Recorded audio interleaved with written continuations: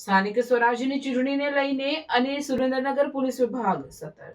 સુરેન્દ્રનગરમાં 4,000 લોકોના અટકાયતી પગલાં લેવામાં આવ્યા. સ્થાનિક સ્વરાજ્યની ચૂંટણી પહેલા શાંતિ જળવાય તે માટે સુરેન્દ્રનગર પોલીસ દ્વારા હથિયાર પરવાના ધરાવતા 2,500 હથિયારો જમા લેવામાં આવ્યા. 80 લોકોને તડીપાર અને 15 ઈસમોની પાસા એક્ટ હેઠળ કાર્યવાહી કરવા દરખાસ્ત કરાઈ. સુરેન્દ્રનગર જિલ્લાના હાઈવે પર 14 ચેકપોસ્ટ ઊભી કરવામાં આવી.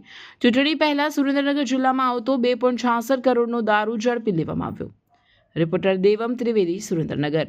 દ્વારા ગુજરાત રાજ્યની અંદર 15 મહાનગરપાલિકા, 84 નગરપાલિકા, 34 જિલ્લા પંચાયત અને 260 જેટલી તાલુકા પંચાયતની ચૂંટણીઓ તારીખ 1 એપ્રિલ 2024ના રોજ જાહેર કરવામાં આવેલી છે. આ અનુસંધાને સુરેન્દ્રનગર જિલ્લાની અંદર સુરેન્દ્રનગર મહાનગરપાલિકા, 5 અલગ અલગ નગરપાલિકાઓ, જિલ્લા પંચાયત તથા 10 તાલુકા પંચાયતની ચૂંટણી આગામી 26 એપ્રિલ 2024ના રોજ યોજાનાર છે. આ અંતર્ગત રાજ્ય ચૂંટણી આયોગ દ્વારા જે પણ આચારસંહિતા અને કાયદો અને વ્યવસ્થાને લગતી માર્ગદર્શિકા જાહેર કરવામાં આવેલી છે તેને ધ્યાનમાં લઈને સુરેન્દ્રનગર જિલ્લાની અંદર પરવાનાવાળા હથિયારો કુલ જે છે તેમાંથી લગભગ 2,500 જેટલા હથિયાર પરત જમા લેવામાં આવેલા છે.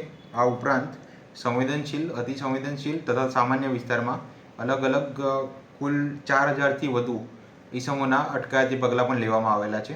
આ અટકાયતી પગલાંની અંદર પાસાની કુલ 15 જેટલી દરખાસ્ત તથા તડીપાર માટે કુલ 80 જેટલી દરખાસ્ત 1 એપ્રિલથી 15 એપ્રિલ સુધી ના સમયગાળામાં કરવામાં આવેલ છે. સુરેન્દ્રનગર જિલ્લો અલગ અલગ 7 જેટલા જિલ્લાની જે સરહદ છે તેને સ્પર્શે છે. આને ધ્યાનમાં રાખીને કુલ 14 જેટલી ચેકપોસ્ટ સુરેન્દ્રનગર જિલ્લાની અંદર વાહન ચેકિંગ અર્થે કાર્યરત કરવામાં આવેલા છે.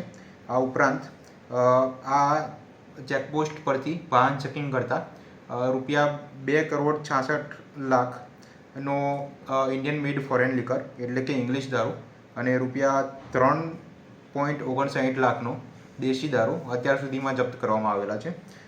જે પણ સંવેદનશીલ અને અતિસંવેદનશીલ વિસ્તારો છે તેની અંદર ફૂડ પેટ્રોલિંગ અને એરિયા ડોમિનેશનની કામગીરી હાલ ચાલુમાં છે અને સંવેદનશીલ અને અતિસંવેદનશીલ બૂથ નક્કી કર્યા બાદ તેમાં માનનીય ડીજીપી સાહેબ દ્વારા જે પણ સ્કેલ નક્કી કરવામાં આવે તે પ્રમાણે પોલીસ સ્ટાફ, જીઆરડી તથા હોમગાર્ડનું ડિપ્લોયમેન્ટ કરવામાં આવશે.